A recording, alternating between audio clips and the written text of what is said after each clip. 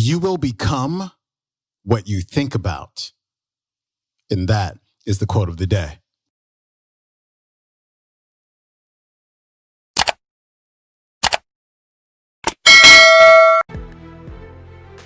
Welcome back to the Quote of the Day show. I'm your host, Sean Croxton of SeanCroxton.com. Happy Wednesday to you. Today's featured speaker is Mr. Earl Nightingale. And this talk really piggybacks on what Bob Proctor was talking about on Monday. If you remember at the end of Bob's talk, he says, you don't become what you think about.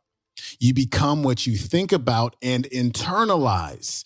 And the way that you internalize it is through feeling. You know, like I said Monday, getting into the feeling of the wish fulfilled, getting into the feeling of the goal achieved. And that's exactly what Earl is talking about here. We all have to have goals. A life without a goal is just a really boring, just blah life. And so we have to get clear on what our goals are, and we have to internalize them, really get into that feeling. And without further ado, here's Earl Nightingale. We are at our very best, and we are happiest when we are fully engaged in work we enjoy on the journey toward the goal we've established for ourselves. It gives meaning to our time off and comfort to our sleep. It makes everything else in life so wonderful, so worthwhile. Most people, when they think of the word success, tend to equate it with lots of money.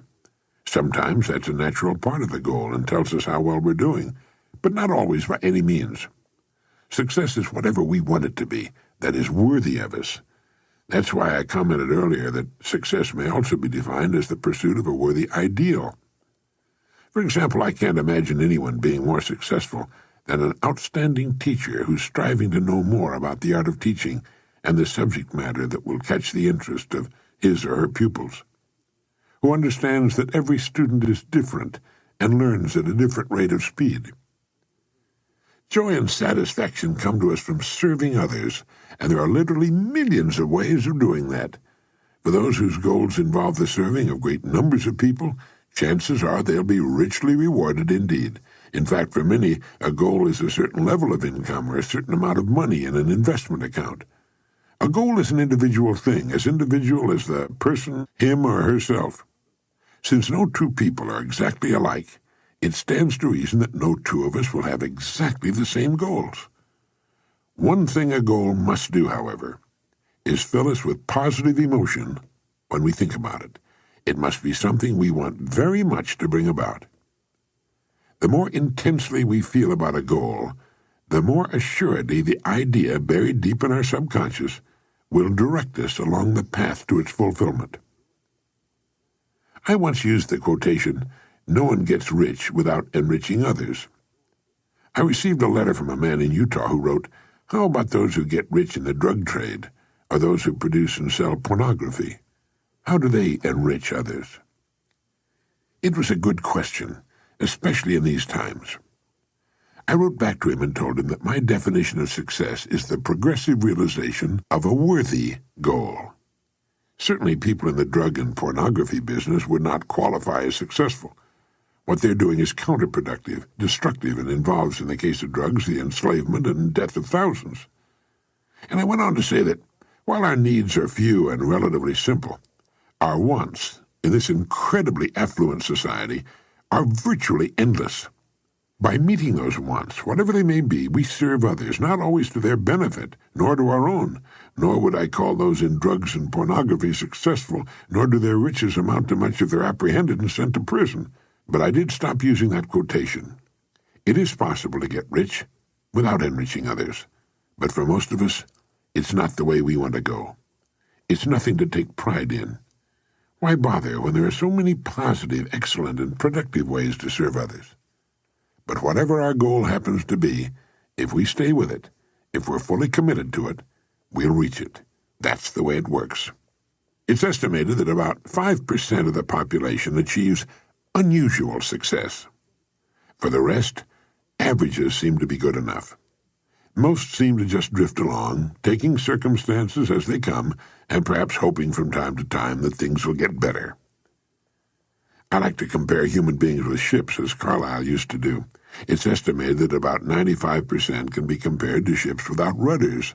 Subject to every shift of wind and tide, they're helplessly adrift, And while they fondly hope that they will one day drift into some rich and bustling port, you and I know that for every narrow harbor entrance, there are 1,000 miles of rocky coastline.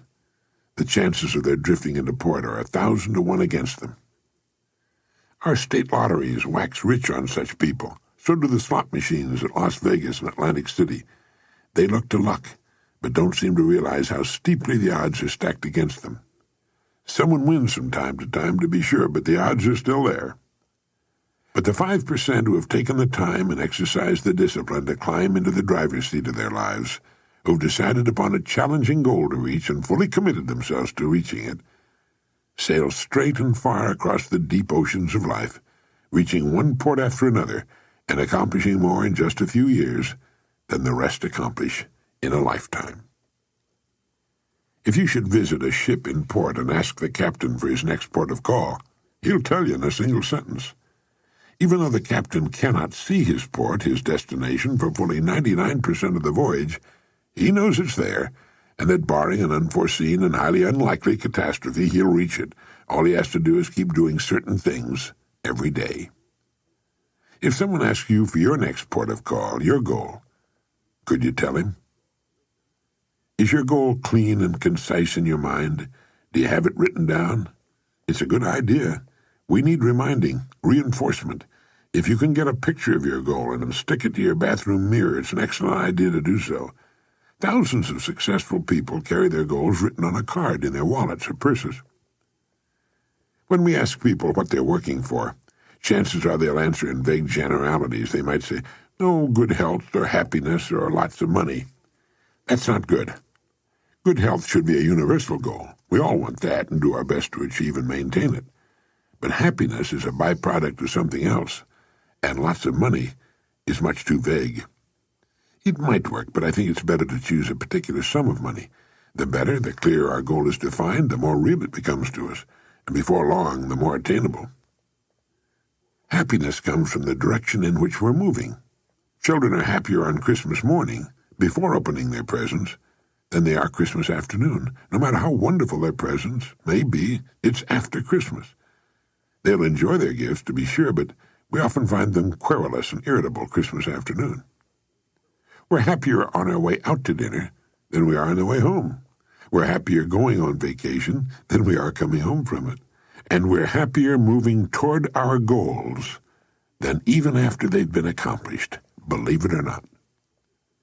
That's why it's so important to set new goals as soon as the current one is realized. And we should never stop this process. All the days of our lives we should be engaged in moving toward, earning, and looking forward to a new plateau on which to stand, a new goal to accomplish. If you, like so many millions of Americans, don't know what it is you want sufficiently to name as your primary goal, I recommend you make out a want list. Take a notepad. Go off by yourself and write down the things you'd really like to have very much, or do. One might be a beautiful new home, or a trip around the world, a visit to some special country or place.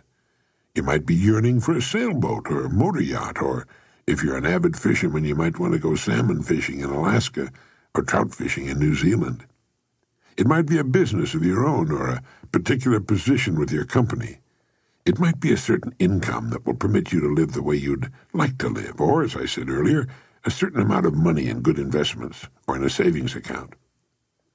How about a special make of car, or an addition to your present home? Just write down everything you can think of that you would really like to see come about in your life. Then, when you've exhausted your wants, go over the list again and number the items in the order of their importance. Then make number 1 your present goal. Listen to this message often, as I hope you'll listen to all the messages until they become a habit-knit way of thinking and doing things. Believe me, the system works. It works every time. Life plays no favorites. If anyone can succeed, and millions do, so can you. Of one thing you may be sure, you will become what you think about. If your thinking is circular and chaotic, your life will reflect that chaos. But if your thinking is orderly and clear, if you have a goal that's important for you to reach, then reach it. You will. One goal at a time. That's important. That was Earl Nightingale. Of course, he's the co-founder of Nightingale Conant, the company that hooks us up with all of these incredible clips. And so please support them over at nightingale.com. This clip comes from Earl's audio program called Lead the Field. Classic.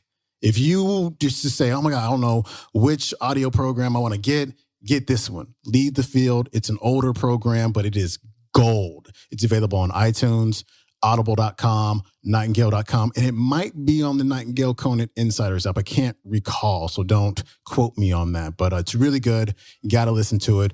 Don't just listen to it once, listen to it over and over and over again. And that's it for me. I will see you tomorrow. Tomorrow we've got my main man, Jake Ducey. I will see you then. Peace.